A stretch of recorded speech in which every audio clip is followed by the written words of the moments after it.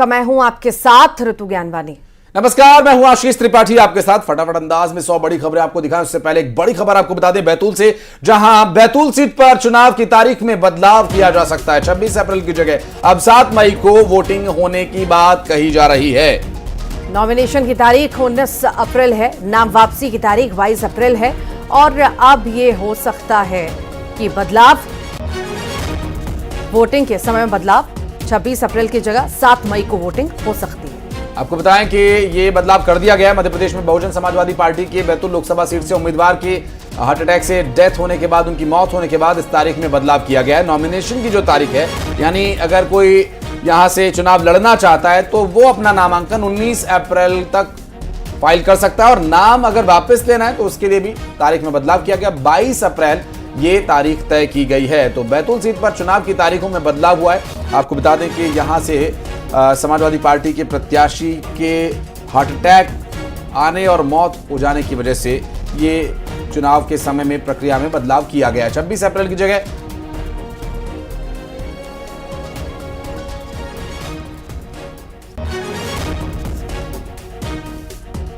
तो एक उम्मीदवार की मौत के बाद बहुजन समाज पार्टी का, माफ कीजिएगा, बहुजन समाज पार्टी के उम्मीदवार के मौत के बाद यहां पर तारीख में बदलाव किया गया है और इस बदलाव की जानकारी हम आपको दे रहे हैं। दरअसल पहले ये जो वोटिंग की प्रक्रिया है वो अब समय बदल दिया गया। 26 अप्रैल की जगह अब 7 मई को यहां पर वोटिंग होगी। नॉमिनेशन की तारीख में भी बदलाव किया गया है और नाम वापसी की तारीख 22 अप्रैल रहेगी।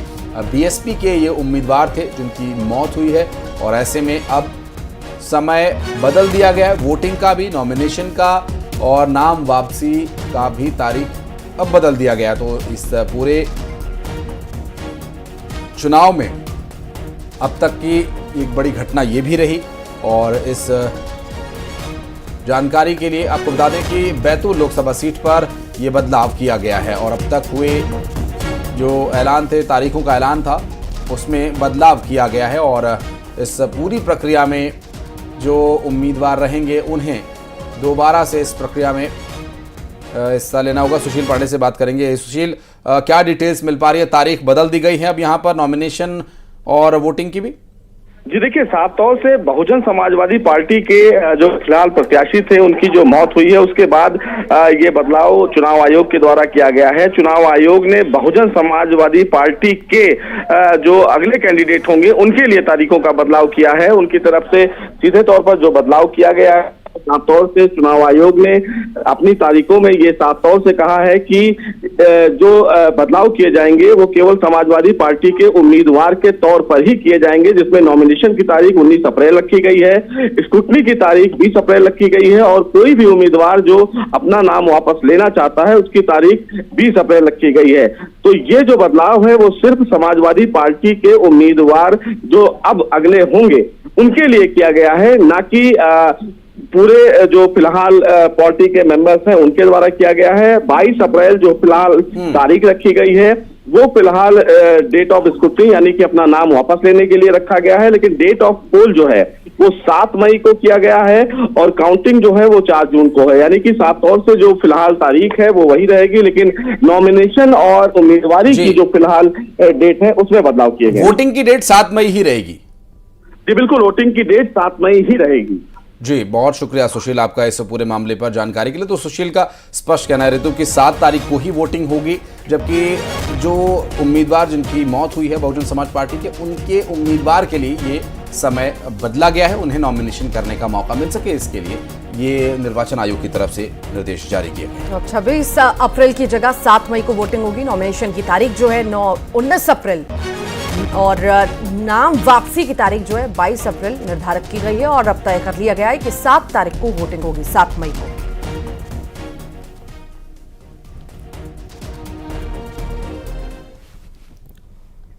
तो चलिए अब लिए चलते हैं छिंदवाड़ा, जहां पर इस वक्त मुख्यमंत्री डॉक्टर मोहन यादव मौजूद हैं और क्या कुछ कह रहे हैं। चावल को एक ही बार देखोगे कि नहीं देखोगे? चावल में दम है कि नहीं, हंडी में पकी कि नहीं पकी? अभी एक बार और ये मेरा आखिरी बार है भैया, तुम्हारा तो आखिरी बार है।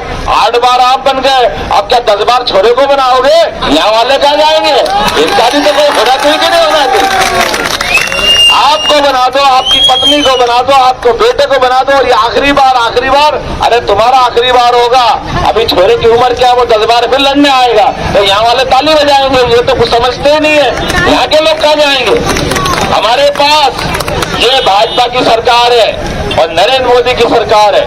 बदलते दौर में आप चिंता मत करो, हमारे बीच में से आप कमल का फूल खिलाओगे, नरेंद्र मोदी को जिताओगे, आपकी खदानें भी चालू होगी और आपके क्वार्टर भी रहेंगे।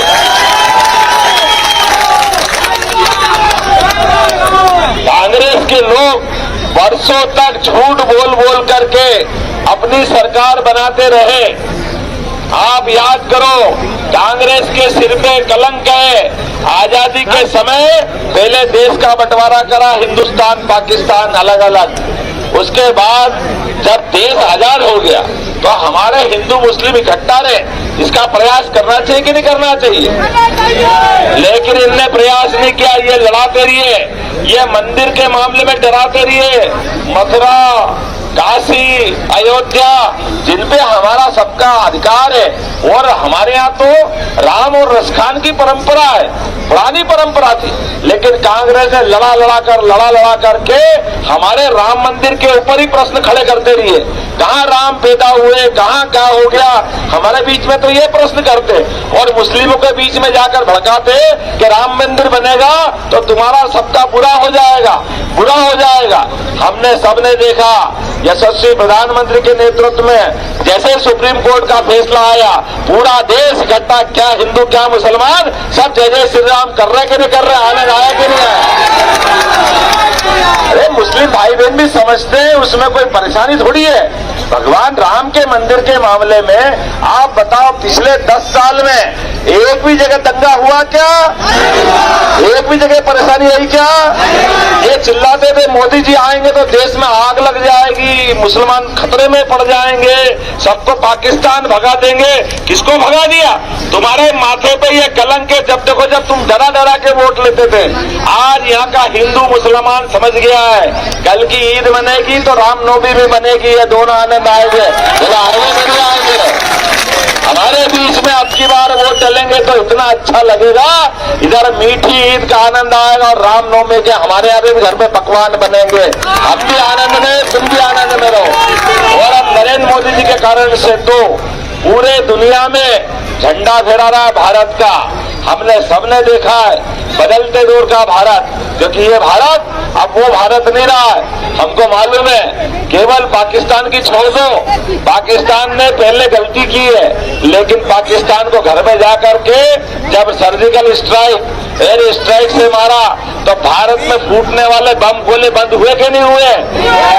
और हमारे बगल में पाकिस्तान के पास में बांग्लादेश भी है, वहां की बेगम हसीना वहां की प्रधानमंत्री है, वो बहन अपनी मोदी जी को राखी भेजती है, मोदी जी उसके लिए साड़ी भेजते हैं। अरे हमारे साथ जो अच्छा व्यवहार करेगा हम उसके साथ अच्छा करेंगे, और कोई हमारा बुरा करेगा तो कोई हम पीछे रहेंगे क्या?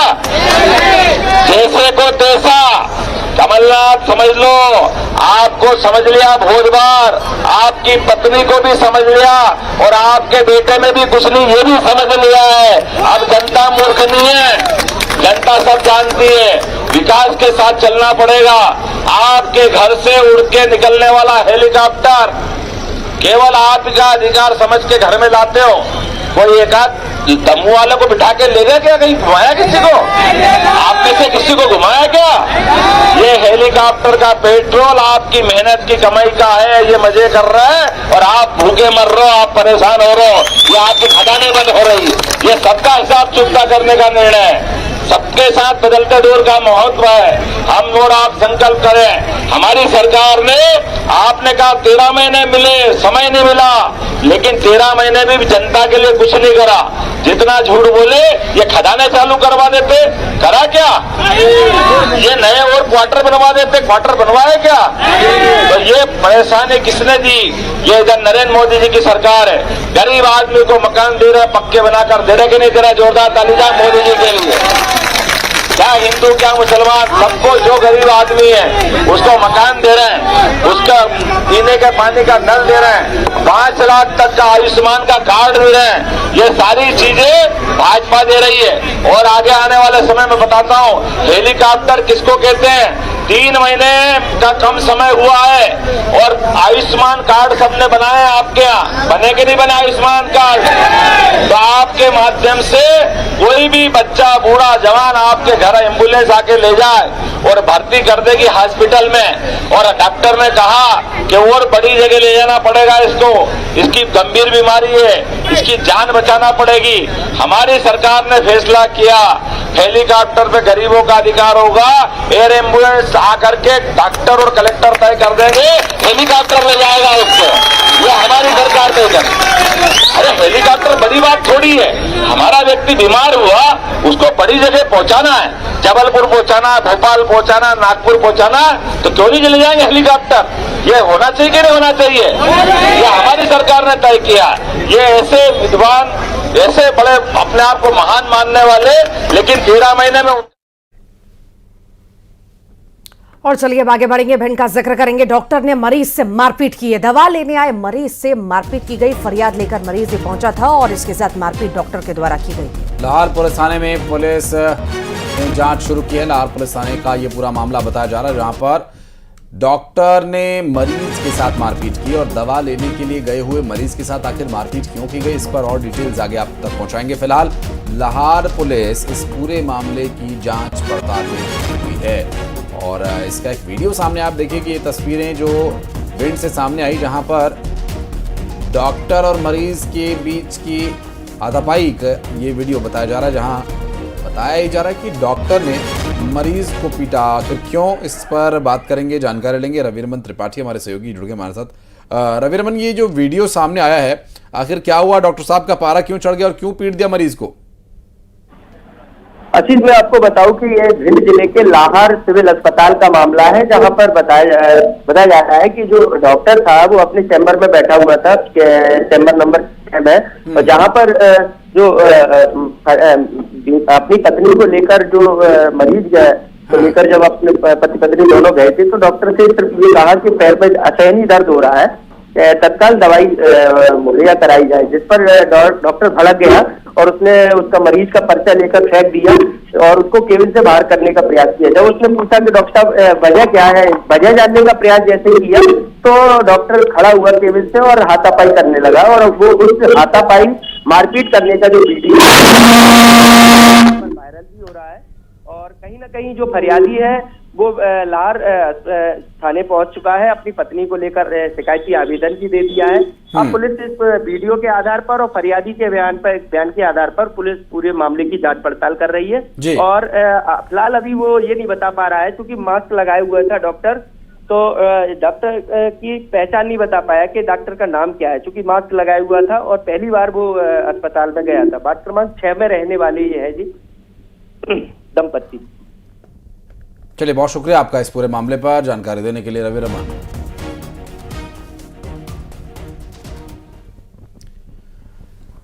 और न्यूज 18 मध्य प्रदेश छत्तीसगढ़ के दर्शकों के लिए है एक शानदार मौका। देश, प्रदेश और दुनिया की हर खबर देखने के साथ ही आप जीत सकते हैं शानदार इनाम।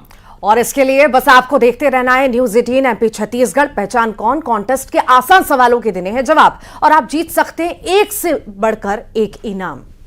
सुबह 7 से 9, दोपहर 12 से 2 और शाम 7 से 9 बजे का वक्त आप दर्शकों के लिए होगा बेहद खास, जब न्यूज 18 मध्य प्रदेश छत्तीसगढ़ पर खबर भी मिलेगी और इनाम भी एक साथ। न्यूज 18 पहचान कौन कॉन्टेस्ट में हिस्सा लीजिए और इन समयों पर दिखाई जा रही खबरों के बीच पूछे गए आसान से सवालों का जवाब दीजिए। सही जवाब जिताएगा शानदार इनाम। रजिस्टर करने के लिए QR कोड स्कैन करें या इस नंबर पर मिस कॉल दें। खबर देखिए, इनाम जीतिए, सिर्फ न्यूज 18 मध्य प्रदेश छत्तीसगढ़ पर। पहचान कौन कॉन्टेस्ट में सवाल है, मालवा के ये दिग्गज नेता आखिर कौन है? एक तस्वीर आपको दिखाते हैं और इस तस्वीर में आपको ये पहचानना है जो सवाल मेरी सहयोगी ऋतु ने पूछा है। अब इसके लिए करना क्या है आपको, आपने तस्वीर पहचान ली, अब ये QR कोड स्कैन कीजिए या फिर इस नंबर पर मिस कॉल दीजिए और जीतिए शानदार उपहार।